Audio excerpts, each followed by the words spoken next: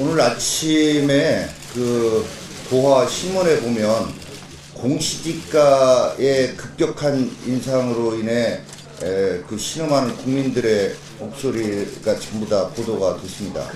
근데 뭐 이런 정책적인 얘기보다는 오늘 이 주제에 맞는 말씀을 좀 드려야 되겠는데, 사실은 오늘 이 큰 주제와 공시지가 인상으로 국민들이 신음하는 이 현상과 별개의 것이 아니라고 봅니다, 저는. 그러니까 이 사람들이 지금 자기들은 좌파 혁명을 하고 있다고 생각하고 스스로 촛불 혁명이라고 얘기를 하지만 사실은 좌파 혁명 하고 있다라고 생각하고 있고, 그게 목표라고 이렇게 설정하고 있다고 봅니다. 그래서 지주와 자본가, 유산계급에 대한 전쟁을 하고 있다라고 자기들 이렇게 생각하고 있다고 봅니다. 그리고 그 인식이 보면 말이죠. 80년대 운동권 에 있던 그 사람들이 읽었던 책들, 대표적인 거 많이도 안 읽었어요. 그 사람들. 뭐, 해방전후사의 인식, 전환시대의 논리, 그리고 학생간 서클룸에서 봤던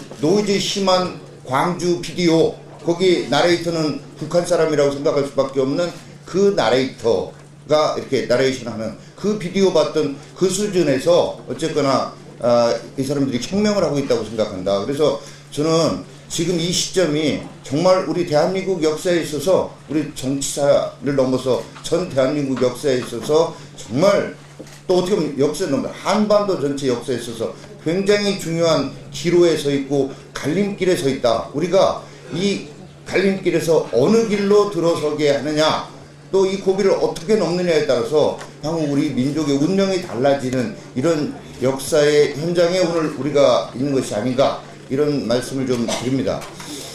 그래서 이 사람들이 지금 이런 식으로 나오는 거, 이게 이 사람들의 전략적 목표가 뭐냐, 이번 총선을 통해서 지역적으로는 우리 한국당을 내지는 우파를 최대 TK에 딱 묶고, 또 이 정치 지형적으로는 우리 한국당을 극우로 보내고, 자기들이 중도, 이중대, 삼중대가 좌측에서는 이런 식의 정치 지형을 만들어내야 되겠다라고 하는 전략적 목표가 분명히 있는 것이다. 그리고 패스트트랙에 오늘 이 선거제도와 관련된 거 말고, 공선법 말고, 이 공수처법이나 검경수사권 독립과 관련한 형사소송법, 그리고 검찰청법, 이런 것들을 통과시키겠다고 하는 것도 서로 분리된 게 아니다라고 봅니다. 공수처를 지금 이 대목에서 왜 만들려고 하겠는가? 바미당의 어제 의원총회에서 희망 섞인 얘기도 좀 나왔지만, 저는 진짜 우리 바미당의 의원님들께서 정말로 냉정하게 좀 생각해 주셨으면 좋겠는 게, 이랬대요. 공수처법과 이 검경수사권 조정과 관련된 법안의 정치적 중립성을 더 높일 수 있는 방안을 제시하면 패스트트랙 하겠다라고 했다는데, 아니, 조국 민정수석이 지금 정치적 중립성 확보하려고 공수처 만들겠다는 겁니까? 아니잖아요. 그건 너무나 뻔한 거 아니겠습니까? 그걸 바미당 의원님들이 아셔야 되겠죠. 공수처 만드는 이유, 조국 수석이 무슨 국회의원은 빼주겠다라고 했다는데, 정말 국회를 모욕하고, 정말 그렇게 되면 진짜로 국민들이 뭐라고 하겠습니까? 가뜩이나 우리 사회에서는 좀 비이성적일 정도로 국회와 국회의원 정치를 매도하는 이런 분위기가 있는데, 공수처 만드는데 국회의원 빼줄게라고 한다면 국회를 어떻게 보겠습니까? 전부 청산의 대상으로 몰아가기 위한 전략이고, 우리를 가지고 노는, 정말로 정말 분노해야 되는, 정말 오만방자하고 어떻게 이런 자가 민정수석으로 있는 것인지 참 그렇습니다만은, 그런 공수처 만들겠다는 거고요. 검경수사권 독립과 관련해서도 검찰을 길들이면서, 한편으로는 저도 경찰대학교 2년 있고 저기 합니다만은, 경찰이 그렇게 됐을 때 엄청난 이 인력을 가지고 있는 경찰이 어떻게 할 것인가, 총선 앞두고 어떻게 할 것인가, 저는 그거 상상하기 어렵지 않다고 봅니다. 물론 우리 당은 검경수사권 독립은 언젠가는 해야 되고, 해야 된다는 그 자체를 부정하는 건 아닙니다. 그러나 어떻게 될 것인가, 총선 앞두고 이 자들이 왜 이걸 같이 묶어서 패스트트랙에 태우려고 하는가, 그거 상상해 보시려면 지난 지방선거 전에 울산을 한번 보십시오. 울산. 지방청장이라고 하는 사람 한 명이 어떻게 울산 선거판을 완전히 오염시키고 뒤집어 놨는지 여러분 보셨지 않습니까? 그게 내년 총선 앞두고 이거 통과되면 전국적으로 일어나게 될 겁니다. 전국적으로.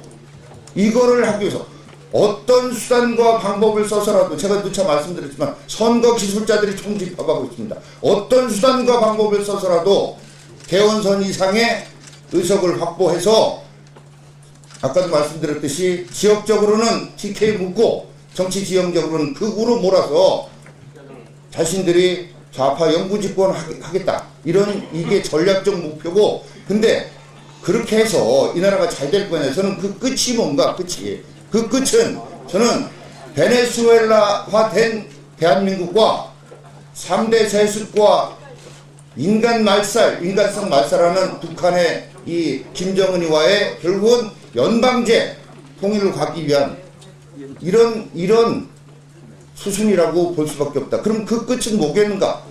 정말로 전 세계 속에서 정말 가난한 나라, 정말 치욕을 당하는 나라, 이런 저기가 될 것이다. 우리가 언제부터 이렇게 잘 살았는가? 자유민주주의 체제라는 것을 해방 전후사의 그 전국 속에서 여러 사람이 피 흘리고 싸워서 이겨내서 자유민주주의 체제를 선택하고 해양 세력인 미국과 동맹관계를 맺으면서 우리가 이만큼 살게 된 거 아니겠습니까? 다시 대륙의 변방이자 정말로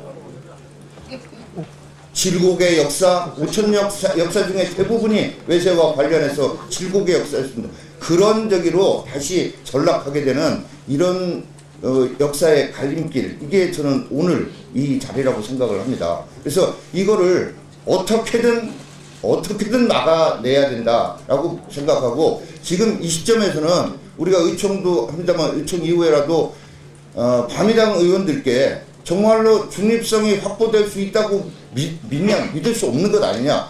공수처와 검경의 정치적 중립성을 확보를 위해서 저 사람들이 이렇게 한다고 우리가 어떻게 그걸 믿을 수가 있겠느냐. 그것만은 막아야 되지 않겠냐라는 논리를 좀 설득하는 게 1단계라고 생각이 되고요.